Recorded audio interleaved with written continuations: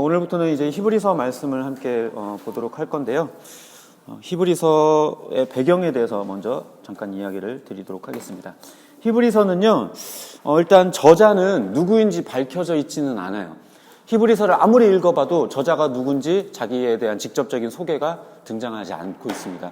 그렇기 때문에 과거에는 바울의 서신이 많다 보니까 혹시 히브리서도 바울이 쓴 게 아니냐, 어떻게 보면은 논리적인 구조라든지 말하고자 하는 사상적인 내용들이 다분히 바울과 비슷하다 보니까 혹시 바울이 아니냐, 이런 이야기가 있었어요.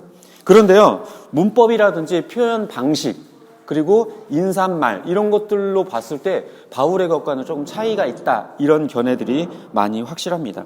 그래서 수많은 사람들이요, 이 히브리서의 저자가 그러면 혹시 바울이 길렀던 브리스길라와 아굴라, 그 부부가 아니냐, 또는 함께 선교를 다녔었던 바나바가 혹시 아니냐, 또 내지는 또 에베소 교회를 맡아 담임했었던 아볼로라고 하는 그 목사님이 아니냐, 이런 여러 가지 추측들이 있어요. 그 밖에도 뭐 빌립 집사가 아니냐, 이런 추측들이 있지만 말 그대로 추측에 불과해요.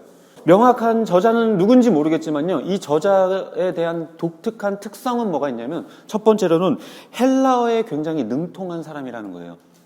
헬라어에 굉장히 능통하고, 그리고 상당한 지식 수준을 가진 사람일 것이다 라는 것이 대부분의 추측입니다. 그리고요, 구약 성경의 인용이 상당히 많이 등장을 하고 있거든요. 그걸로 봐서는 유대교와 이 구약 성경에 대해서 대단히 많이 알고 있는 그런 사람일 것이다 라는 추측이 있습니다. 그리고 이 히브리서는 시기적으로는 대략 성전이 무너지던 시기 AD 70년경 그 전후쯤 어디일 것이다 라고 하는 그 추측이 대부분이고요. 그리고 편지의 수신인은 히브리서라고 하는 이 이름처럼 히브리인, 다시 말해서 유대인들에게 쓴 편지예요. 유대 그리스도인들에게 쓴 편지가 바로 이 히브리서입니다. 자, 이제 본문으로 한번 들어가 보도록 하겠는데요. 하나하나 한번 살펴보도록 하겠습니다. 우리가 읽은 이 1장은요, 첫 번째로 아까도 말씀드렸던 것처럼 특별한 인사말이 없이 곧바로 들어가요. 그러면서 직접적인 서술을 하는데 1절에서는요, 굉장히 길게 이야기를 하죠. 옛적의 선지자들을 통하여 여러 부분과 여러 모양으로 우리 조상에게 말씀하신 하나님이. 그렇지만 나머지는 다 수식어고요. 주어는 하나님이. 요거 딱 하나예요. 나머지는 앞에 있는 모든 것들은 다 수식어예요. 그러니까 1절은 하나님이. 그럼 2절에서 뭐 했다는 걸까요? 이 모든 날 마지막에는 아들을 통하여 우리에게 말씀하셨으니. 무슨 말이냐면 이 종말의 때, 마지막 때에는 누구를 통해서 이야기를 하시냐면 아들, 예수 그리스도를 통해서 말씀하신다. 하나님이 이제 예수를 통해 말씀하신다라고 이야기를 하는 거예요. 그럼 1절로 다시 돌아가 보면 그 하나님이 어떤 분이냐? 옛적에는 선지자들을 통해서 말씀하셨던 하나님이라는 거죠. 이 이야기를 왜 할까요? 옛날에는 선지자들을 통해서 말씀하셨는데 지금은 예수 그리스도를 통해서 말씀하신다. 이 이야기를 하는 이유는 이 독자들이 히브리인들이잖아요. 유대인들. 그러니까 구약 성경을 통해 선지자들을 통해 이야기하셨던 그 하나님이 이제는 예수 그리스도를 통해 말씀하신다라는 것을 강조함으로 인하여서 예수 그리스도의 나은 것을 더 강조하려는 이야기가 등장하는 것이죠.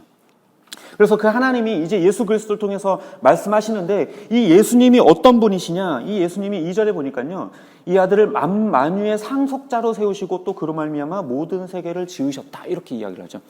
이 설명은요, 어떻게 보면 요한복음 1장의 것과 상당히 유사한 걸 볼 수 있어요.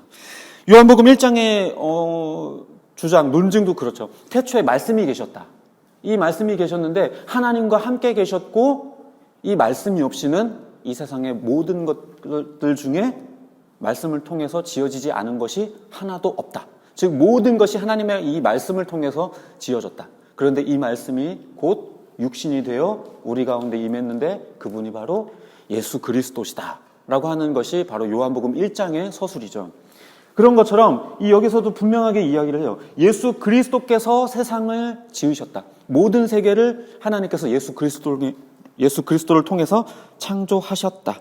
그리고 예수님께서는 태초부터 계셨다라는 것을 또한 반증하고 있는 것이죠. 그리고 또 이제 3절에 들어가게 되면요, 이제 저자는 예수님이 하나님의 영광의 광채이고 하나님의 본체의 형상이다라고 이야기를 하고 있죠. 즉 다시 말해서 하나님과 동등한 분이라는 거예요. 하나님과 동등한 분. 이 말은 삼위일체 하나님에 대한 설명이라고 볼 수 있겠죠. 하나님의 영광의 광채, 그리고 그 영광이 예수 그리스도와 하나님의 것이 동일한 것이다. 그리고 본체의 형상, 삼위일체 하나님이신데 예수님께서는 그 형상을 그대로 가지고 계신 분이라는 것을 설명하고 있습니다. 그리고 3절 뒤로 가보면요, 그 말씀으로 만물을 붙들고 죄를 정결하게 하는 일을 하며 하나님 우편에 앉으셨다, 이렇게 기록을 하고 있거든요. 이것은요, 예수님의 구체적인 사역과 위치에 대한 설명이라고 볼 수 있습니다. 먼저는 만물을 붙들고 있다라고 이야기를 하고 있죠. 만물을 붙들고 있다. 이 다시 말해서 세상을 다스릴 권세와 권한을 예수님께서 가지고 계시다. 그리고 또 죄를 정결케 하는 일을 하신다라고 하고 있는데, 이 표현은 뭐냐면요, 예수님이 죄를 사하고 죄인의 죄를 정결케 하여서 구원에 이르게 하는 메시아다. 유일하게 죄를 정결케 하실 수 있는 분이다라고 하는 것을 또 논증하고 있어요. 성경은요, 예수 외에 구원을 받을 이름을 천하에 우리에게 주신 일이 없다라고 분명하게 기록을 하고 있죠. 예수 그리스도만이 구원자라고 이야기하고 있는 것입니다. 예수님께서도 직접 본인께서 얘기하셨죠. 내가 곧 길이요 진리요 생명이니 나로 말미암지 않고는 아버지께로 올 자가 아무도 없다. 나를 통하지 않고서는 절대로 안 된다. 이 저자가 이것을 강조하는 이유는 이제 유대교로 돌아가려고 하는 이 유대인들에게 말하기를, 너네가 다시 유대교로 돌아간다고 하더라도 너희의 죄가 사함받고 너희가 구원받을 수 있는 방법은 율법을 붙드는 게 아니라 오직 예수 그리스도 이분밖에 없다라고 하는 것을 그들에게 강조하고 있는 것이죠. 우리가 아는 바 유일하게 죄가 없는 인간이자 유일한 하나님이신 예수 그리스도, 그분만이 우리들의 죄를 사할 수 있기 때문에 그분을 믿어야만 하는 것이죠. 그리고 또요, 예수님께서는 하나님의 우편에 앉아 계신다라고 이야기를 하죠. 성경 다른 부분에서도 여러 부분에서 예수님께서 승천하셔서 하나님의 우편에 앉으셨다라고 이야기를 하고 있습니다. 우편이라고 하는 것은요, 왼편이 아니고 왜 우편일까요? 왜 왼쪽이 아니고 오른쪽일까요? 왼손잡이한테는 좀 죄송한 얘기이긴 하지만요, 성경에서 오른쪽은요 상당히 중요한 의미를 가지고 있어요. 권세, 권력, 능력, 힘, 이런 의미들을 가지고 있어요. 우편, 오른손, 이런 것들은. 그래서 성경에 보면 너는 나의 오른손이고, 이런 이야기들이 참 많이 등장하거든요. 그리고 우리나라 표현 중에도 그런 말이 있잖아요. 내 오른팔이야, 이런 표현. 그렇죠? 그만큼 신뢰하고 내가 믿는 사람이다, 나의 이인자다, 이런 표현으로 쓸 때 오른팔이라고 하죠. 그런 것처럼 예수님께서 우편에 앉으셨다라는 것은 이 세상을 다스릴 권한과 능력을 가지신, 권세를 가지신 분이다라는 것을 설명하는 것입니다. 뒤이어서 이제 4절부터는요, 이제 구약 성경을 인용하기 시작해요. 우리가 보는 이제 성경에 보면요, 이제 들여서 있는 본문이 있죠. 너는 내 아들이라, 나는 그에게, 그리고 하나님의 모든 천사들이, 이렇게 조금 들여서 쓴 본문이 보일 거예요. 이게 다 구약 성경을 인용한 본문들입니다. 5절에서는요, 뭘 이야기를 하냐면, 하나님께서 어느 때에 천사 중 누구에게 너는 내 아들이라 오늘 내가 너를 낳았다 하셨느냐? 천사들 중에 이런 이야기를 들은 천사가 있냐? 오직 예수님께만 이 이야기를 했다. 예수님께만 너는 내 아들이라 라고 이야기를 했다.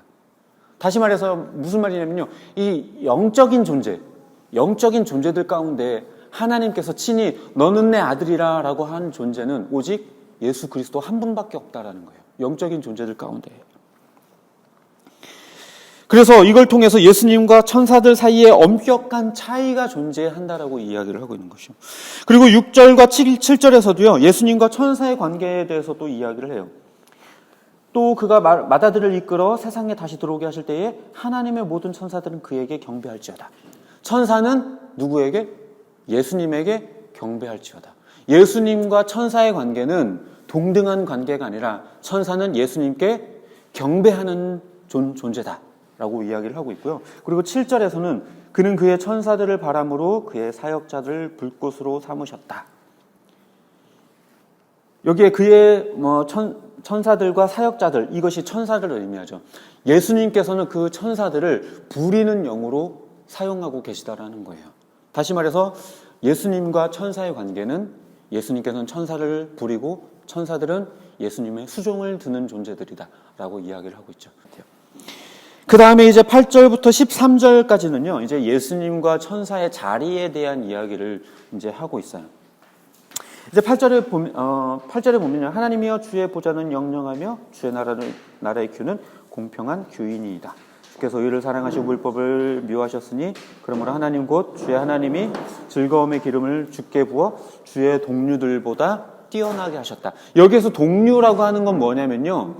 예수님과 천사가 동일한 존재다. 이것을 말하는 게 아니라요. 영적인 존재들 가운데 예수 그리스도를 가장 뛰어나게 하셨다라고 이야기를 하고 있는 것이죠.